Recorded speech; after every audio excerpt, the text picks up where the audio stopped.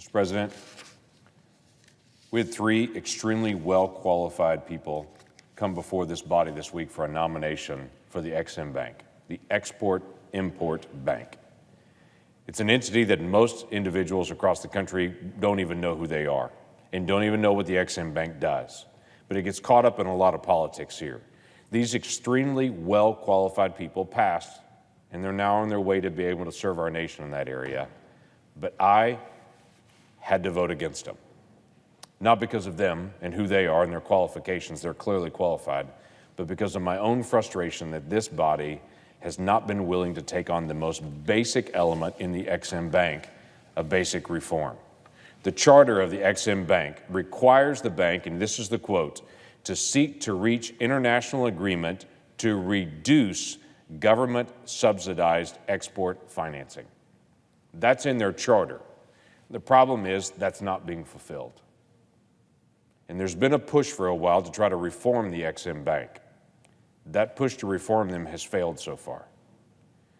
My encouragement to the new quorum that is the leadership now of EXIM Bank is to be able to push to fulfill their requirement to reduce government-subsidized export financing, not expand it.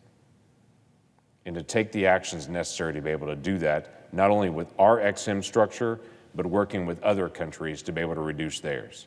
Because the common phrase is, we have an EXIM Bank because other countries have an EXIM Bank. Well, you know what? Other countries also have a communist structure like China. We're not trying to model that. Neither should we try to take on every single subsidy that other governments do. Let's try to find a way for them to be able to fulfill their charter.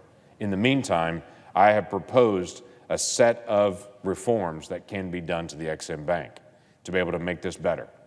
Some of them are fairly obvious.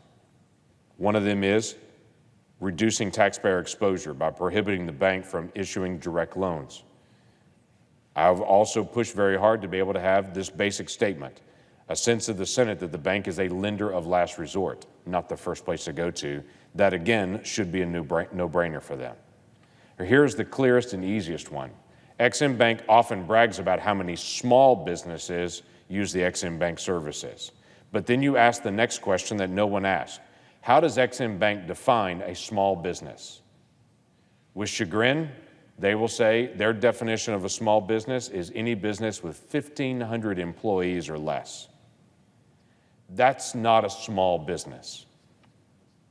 1,500 employees or less is a small business, according to EXIM Bank. There are very few companies in America with 1,500 employees. The most basic thing that we could do is have EXIM Bank use the same definition that the Small Business Administration uses for what a small business is, and then put the same requirement on EXIM to also use small businesses and to engage with that. We should also prohibit the bank from providing financing services to foreign and state-owned entities. Why are we financing another government in what they're doing? Or why are we actually providing competition for our own companies, as EXIM does?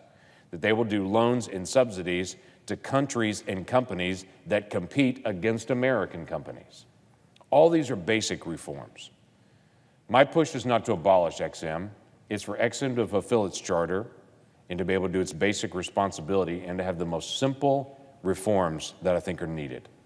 This is not just talk for us. We have this legislation. We've pushed for this before, and we'll continue to be able to push for basic reforms in EXIM in the days ahead. With that, Mr. President, I yield the floor.